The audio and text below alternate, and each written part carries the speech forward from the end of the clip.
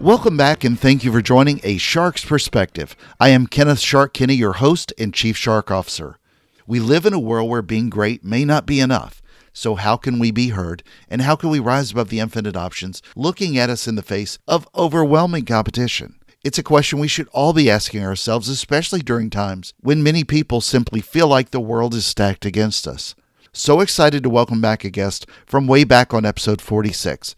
Mark Schaefer is the internationally acclaimed speaker, marketing influencer, college educator, and author of several best-selling books, including his newest, Cumulative Advantage, How to Build Momentum for Your Ideas, Business, and Life Against All Odds. And on this episode, we'll discuss Cumulative Advantage, Building Positive Momentum, Hope and Riding the Waves, the Cancel Culture Minefield, Aluminum Foil, Jetpacks, Uprisings, the Most Beautiful Beaches in America, Oprah and Ferris, the Winklevoss Twins, and a lot more. So let's tune in to a Cumulative Advantage author with a shark whose cumulative advantage is quite simply just being here with you on this episode of A Shark's Perspective.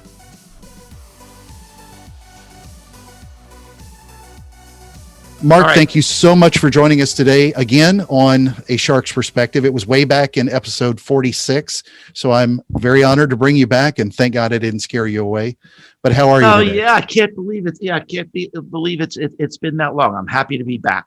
Yeah, 200 plus episodes later. So you've got a new book, Cumulative. Let me say that 3 times fast. Cumulative Advantage: How to Build Momentum for Your Ideas, Business, and Life Against All Odds.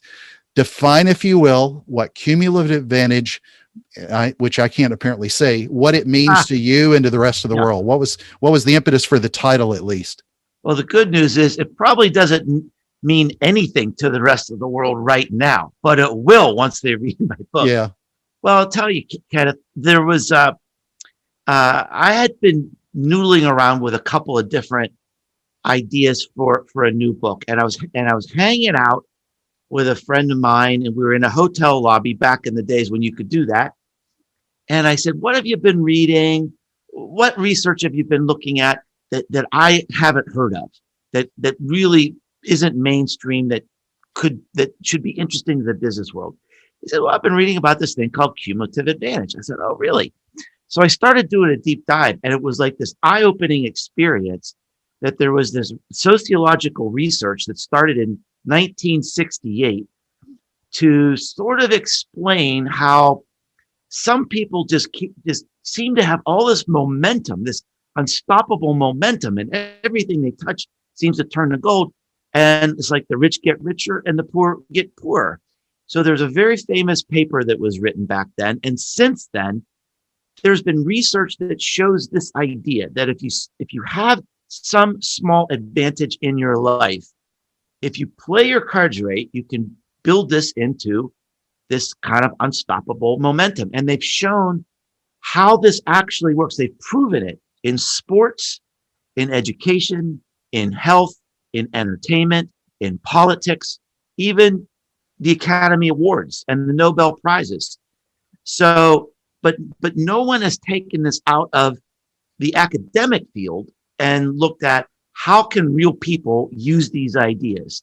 So that's the idea behind the book.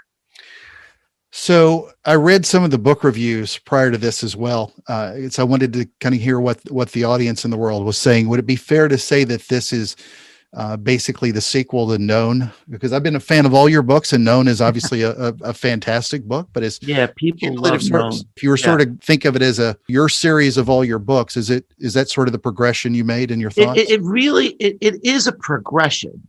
There's like this trajectory, and that starts all the way. If you think about it, my very first book was called Return on Influence. It was the first book on influencer marketing in 2012, before anybody was using that term. And the idea behind the book was the world is changing, that the power is shifting from media companies and advertising agencies to us. Mm-hmm. Because if you have a keyboard and a Wi-Fi connection, you can have a voice, you can have influence. And it's when I was thinking about the implications of this, it's like, oh my gosh, this is going to change marketing forever. And I wrote this book about this power shift. So then, okay, now the power is shifting and people are doing it. and the world is getting crazy with noise. How do we stand out? I wrote content code. Well, how can an individual take advantage of this? Mm-hmm. Wrote known. Now, the evolution is that, and you're a content creator and you know this as well as anybody, that today, even being great is not enough. Everybody's great, right? Mm-hmm. One of my frustrations is so many of the marketing gurus say, oh, the problem is that there's too much content. There's too much competition. There's too much bad content. Those days are over. There's great content out there almost everywhere. You and I have podcasts. We know how hard it is to break through and stand out. So now here's the evolution. If great isn't enough, what's left? What can you do? And I think at least part of the answer is this book. It's about momentum, and it's important. The subtitle is How to Build Momentum for Your Ideas, Your Business, Your Life Against All Odds, because so much of life is stacked against us right now. Mm-hmm. Yeah, I want to talk about the advantages, but I'm really curious. You released this in 2021, but when you look back at 2020 and the whole discussion that went on with social injustice, BLM, and everything else, from a disadvantaged society, from a lot of people that are fighting disadvantage, did that creep into your mind as you were writing this? Can you think of the advantage, how much of this? Because I know that back at the end of the last chapter, you really talk a lot about it. Well, not only did it creep into my mind, I was obsessed with it. Kenneth, it just hit me really deeply to just look at the world through this new lens, to just realize that so much of our lives have depended on things that happened to us early in our life. We're all riding the crest of this wave that started a long time ago.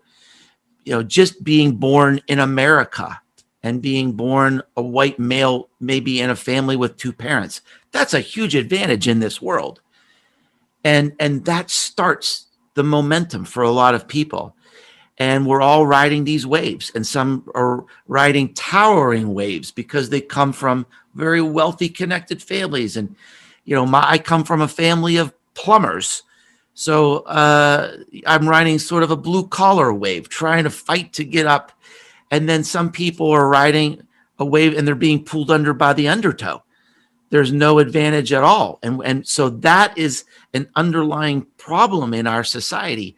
And what I got just obsessed with is thinking about, look, I've spent 2 years like cracking this code, trying to figure out how do we create momentum for ourselves, but how can we use these ideas to actually make some changes in the world? And that's what I addressed in the last chapter, because it was a little off brand, but I just had to say it. Sure. Yeah. Well, one, just a statement I think is important for me to make. I wish I'd studied to be a plumber instead. It sure seems like they're a lot more essential going forward, and they probably won't be replaced by robots like we will. So when you think about this, though, through the lens, especially with cancel culture, what's the kind of consulting you give? Because I think this is one of the biggest minefields that a person may not even know whether or not they have a distinct advantage or a disadvantage. Brands now are navigating through this in such a strange way, and they're fumbling. Every one of them's fumbling for the most part because there's no right or wrong answer. Yeah. Well, I mean, this is one of the things I wrote about actually quite extensively in my last book, Marketing Rebellion. Yeah.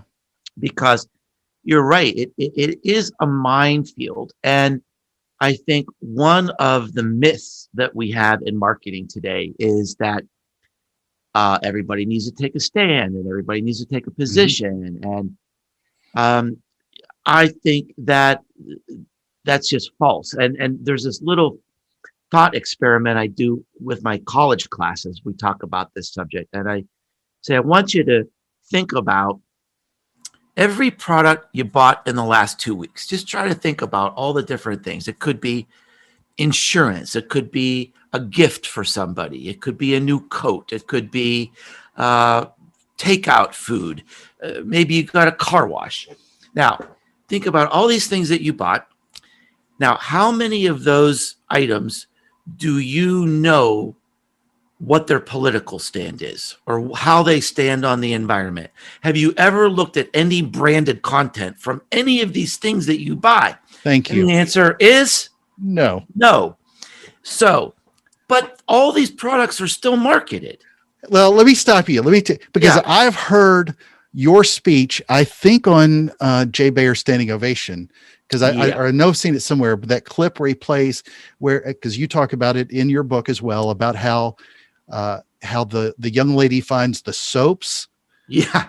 And how it was cucumber something, and it was made by a village in wherever. And that's those dramatic feel-good stories that everybody puts, but that's sort of what everybody's claiming that they've got to do today.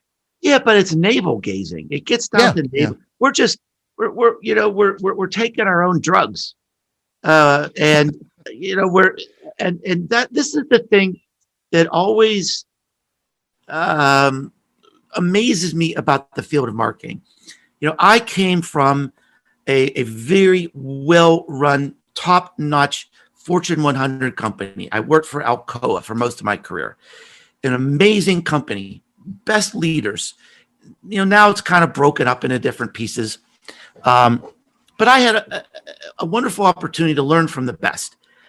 And I learned that business is about data, research. It's about debate. It's about understanding.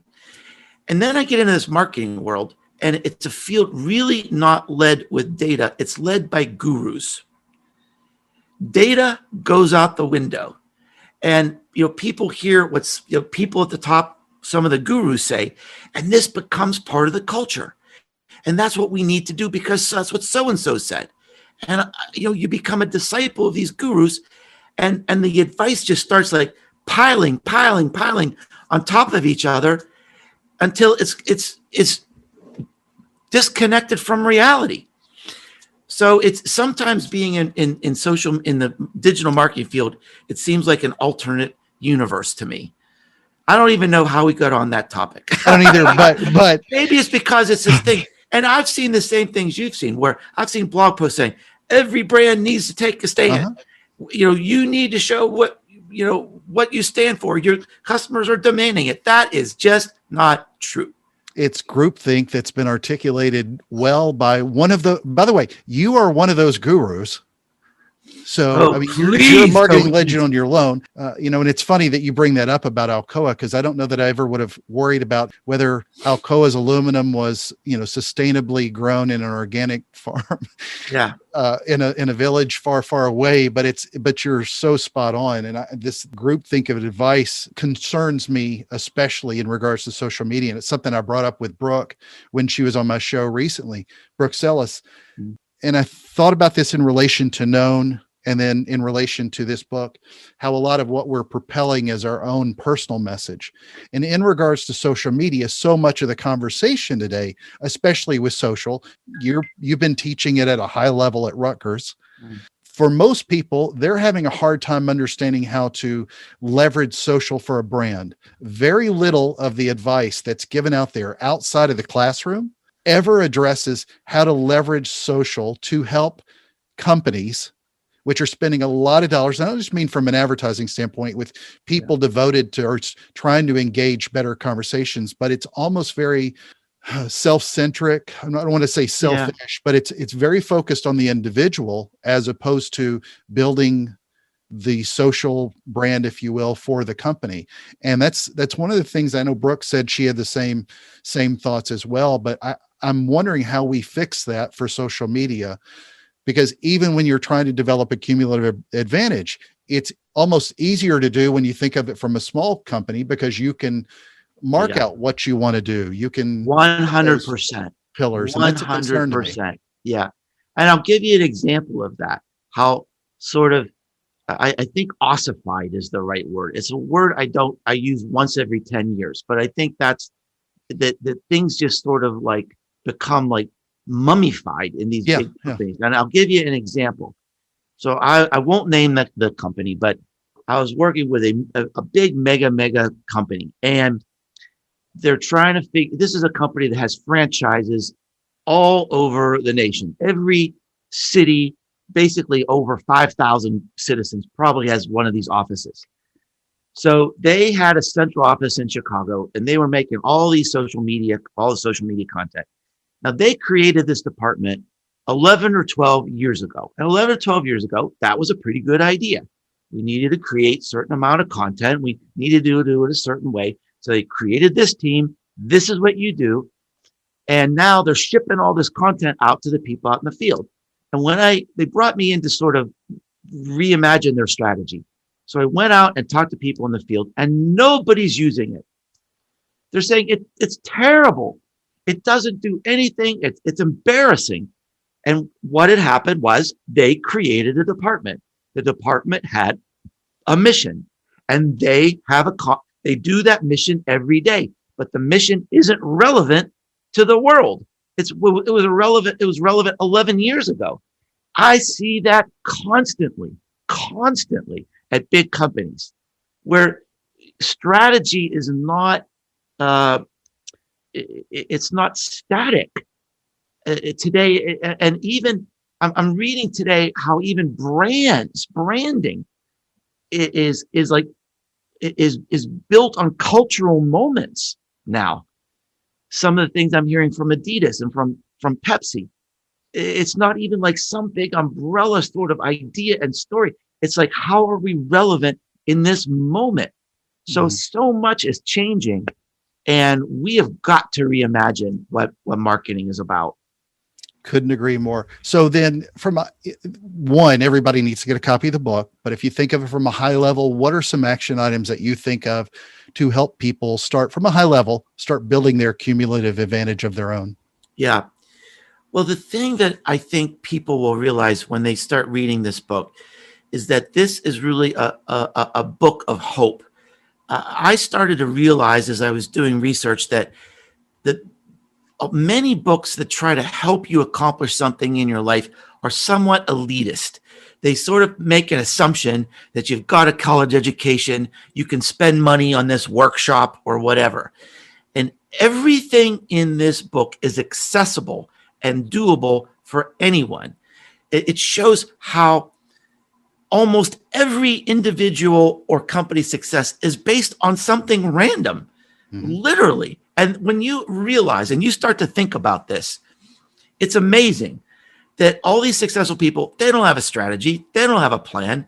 It was just they met somebody, or they were in the right place at the right time, or they read an article that was inspiring to them, or they just visited a city and saw something in a different way. So you mean you wish you had met Oprah Winfrey like you described Tim Ferriss in chapter 1? Yeah. I mean, that might have changed my life a little bit. A little bit. Yeah. So once you realize that, wait a minute, anybody could start out like this. I mean, one of the stories I tell in the book is about Bill Gates. Why is Bill Gates Bill Gates? Because as a teenager, he was one of the first teens in the whole country who had access to early computer prototypes. He was learning coding before anybody else. That was his initial advantage that created momentum. And so these sort of circumstances are around us all the time. We just have to be curious, and more important, follow that curiosity, pursue that curiosity. Don't just let it rest, turn it into something. Well, the cover of the book, I'm going to pull it back to even before the first chapter. I love the Rocketeer illustration. Yeah. Was there anything to mention about the Rocketeer that inspired you or the graphic artist you work with? Or was did that have nothing to do with it? Well, here was my problem. So this is a book about momentum. What do you put on a cover of a book about momentum? What could it be? What signifies momentum? So I struggled for probably 9 months. Wow. Worked with a couple different designers, idea. So I had a couple prototype covers. I put them up, some on LinkedIn. I put 2 on LinkedIn, and I put the same 2 on Facebook. I said, which one do you like, A or B? So the people on Facebook said A, profoundly, it's got to be A. The people on LinkedIn said profoundly, it has to be B. Mm-hmm. And bottom line, I didn't like either one of them. So this is literally how it happened. So I was sitting at our dinner table, and this was literally like just a few weeks before this book was supposed to be published. And I said, I'm not happy, and I'm running out of time. And my stepdaughter was an art student. And so we just started brainstorming and looking through, and I said, it's like zooming, it's like acceleration. And we both kind of thought, it's like, I love that image of the Rocketeer, that old Rocketeer poster. So we started looking at old pictures of jetpacks and stuff. Mm-hmm. So I clipped these jetpack pictures and I sent them to the graphic designer. And then she started on one thing, and then another graphic designer fixed it a little more. And then I sent it back to the first one, and she fixed it a little more. And that is the sausage cover if there ever was one. I love it. No, I think it really plays into nostalgia. So anybody that's got a nostalgia in their brain, of course, I'm sure most of the graphic designers you worked with were younger than the movie, because the movie's like 30 years old. Yeah, but you could put a picture of Jennifer Connelly on there for me.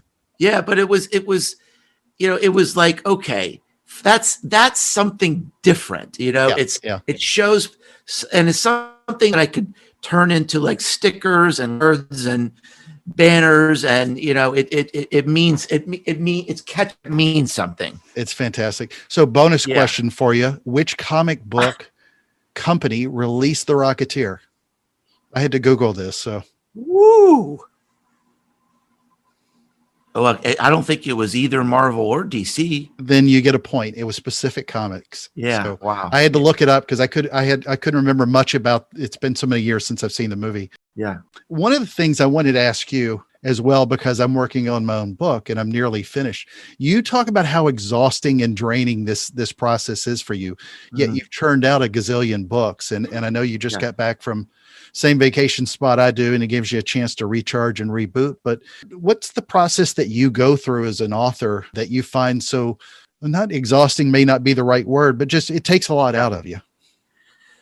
Well, so I mean, I only write a book when I have a big idea that I believe in completely, and something that will be new and add new value to the world. It's going to solve a problem that my customers and the people who read my books and my students, that I hear them struggling with.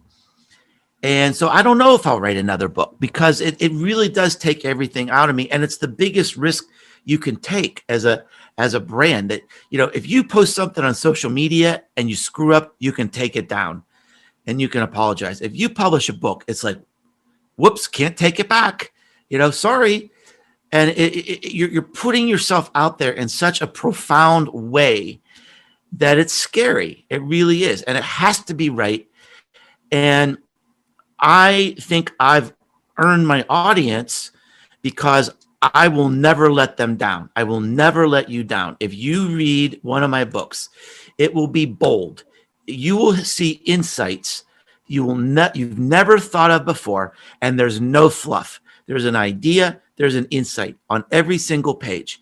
So my singular goal for this book is it has to be better than the last one. And that's hard. Tough.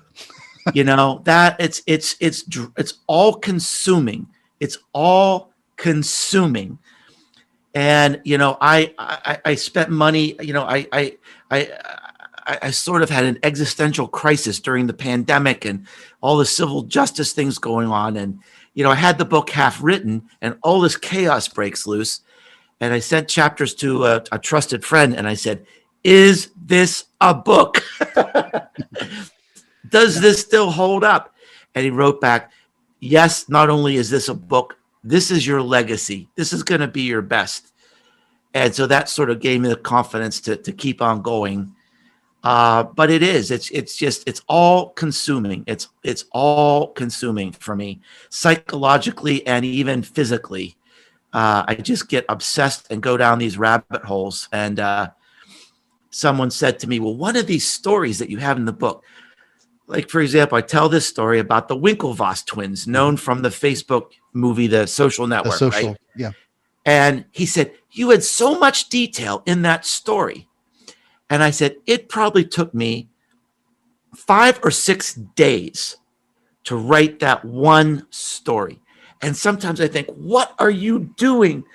Nobody could ever imagine how much work went into that story, weaving that story just right, and having enough detail that it pulls you through, but not so much detail that you're thinking, where, all right, move on to something else. So it's just this ballet. It's a ballet and it's a wrestling match at the same time. So, what do you see now for where you want to go in your career? Because you've achieved a lot. What's your cumulative disadvantage that you're trying to get over? Because you've already identified some of your advantages, but what's the hurdles that you're trying to get over now? Well, right now, I think I'm at a point in my life where, it's this weird realization that I'm looking into the last third of my life. And when you're in your 30s or your 40s, you can kind of like try different things and make mistakes because you got a lot of room for error. And now it's like I have to be really mindful and make good choices about what I'm going to do next, because this will be the legend, this will be the what people remember me for. And I think that I have a reputation for really telling the truth, providing insights, and lifting people up with a message of hope.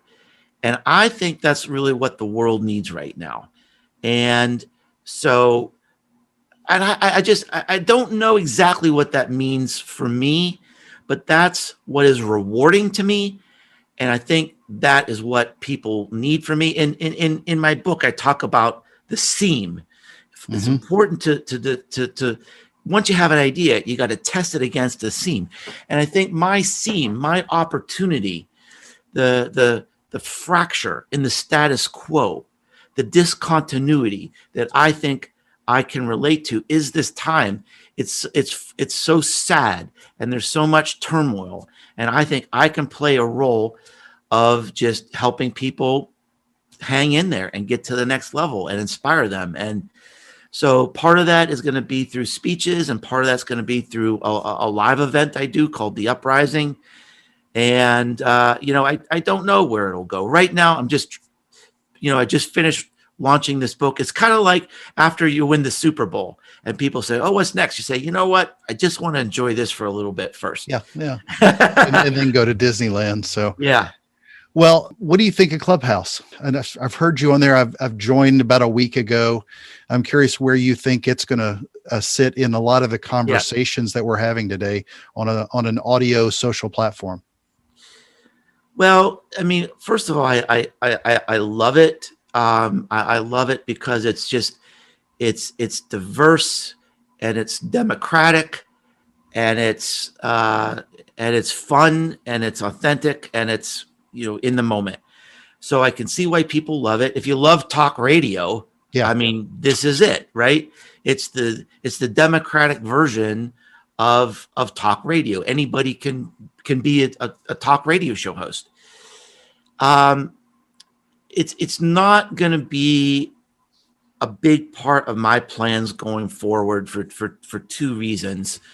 Number one, it takes a tremendous amount of time, and I don't have a lot of time. And I think one of the reasons why it's popular right now is because we have 20 million people in America who are unemployed. So they have a lot of time on their hands. So you can do something like Clubhouse. So that's number one. Number two is that you once you create the content there, it's not archived. Yeah, It's off not into the ether. it's not discoverable. I just don't have I can't really do that. I can't spend my time on content that's not going to be discoverable. I think it's an interesting place to build a personal brand. I think it's an interesting place to build an audience.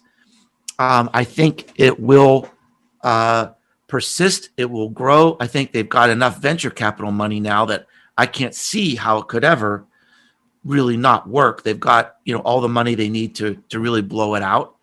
Maybe they'll become part of something else someday. Who knows? But yeah, I'm bullish on it for sure.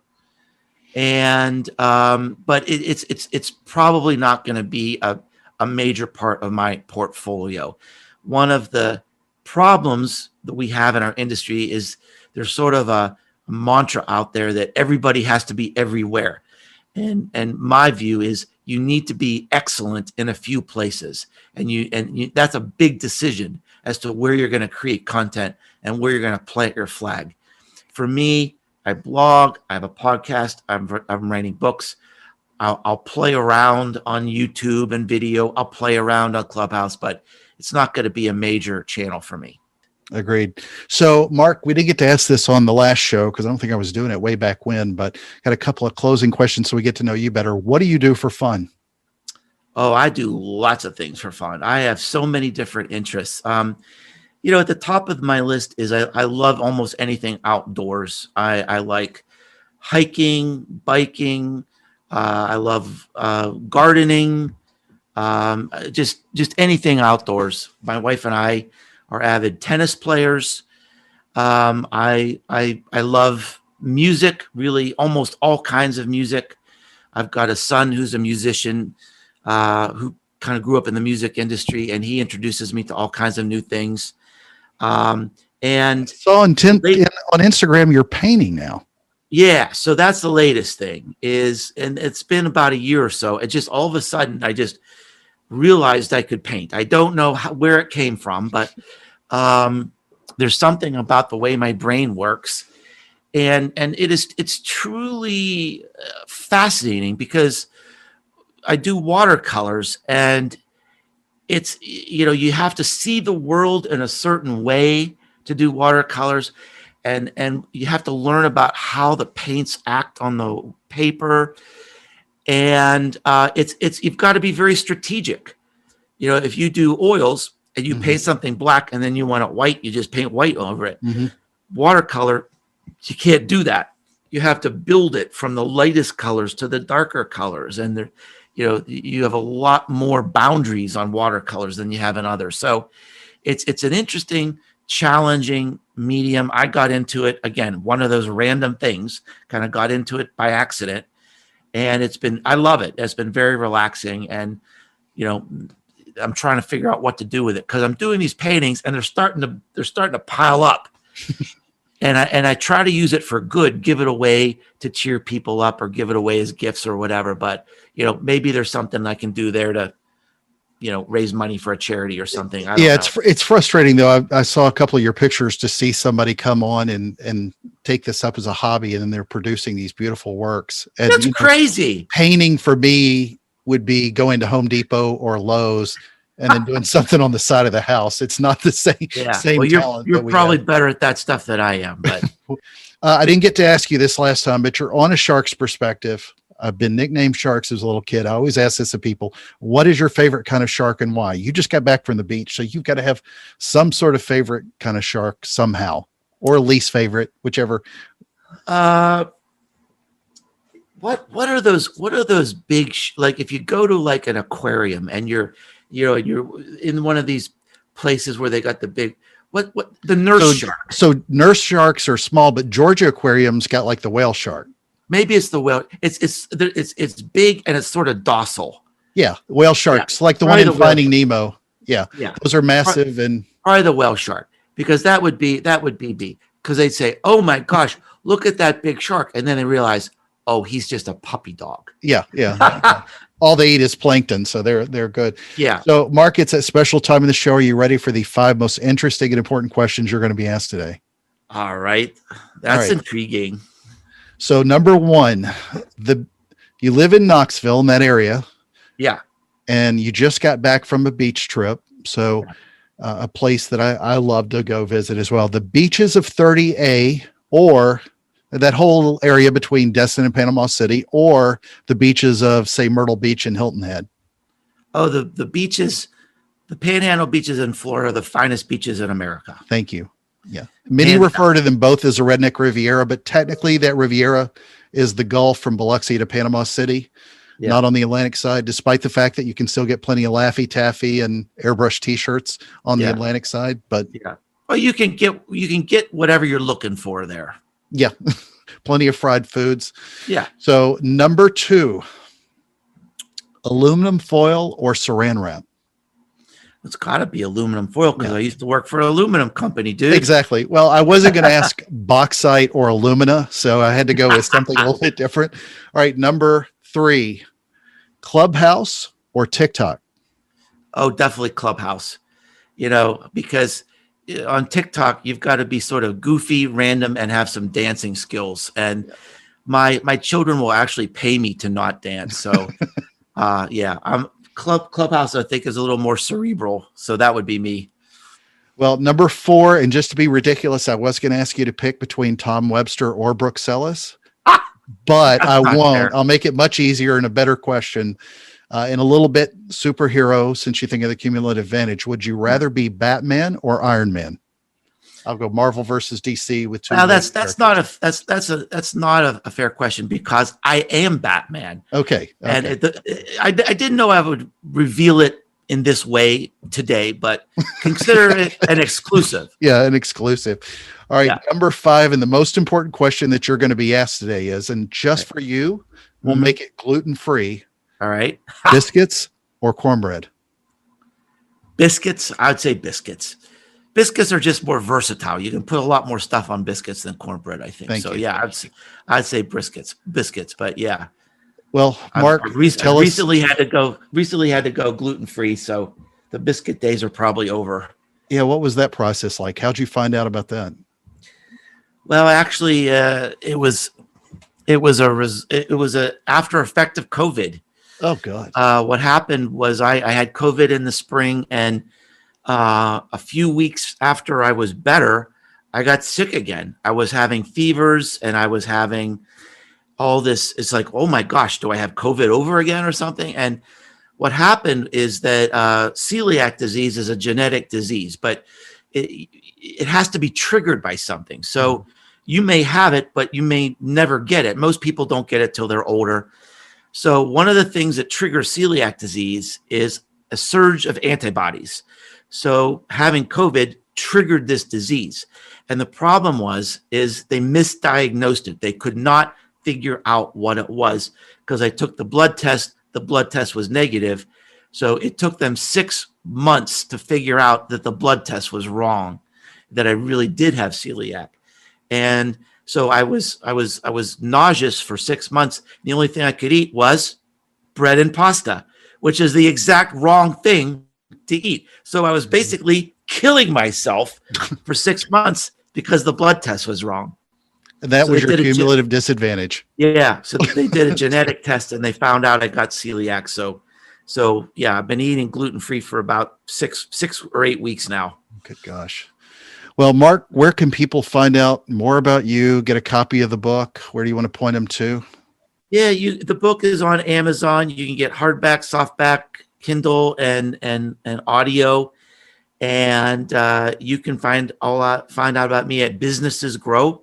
If you can just remember businessesgrow.com, you can find the podcast I do with Brooke. It's called Marketing Companion, and my blog, which I've been doing for 12 or 13 years now. And there's lots of good free stuff on there. Well, Mark, again, it's been an honor. And thank you again so much for joining us today on A Shark's Perspective. Always so nice to talk to you. Thank you for being so well prepared with your questions.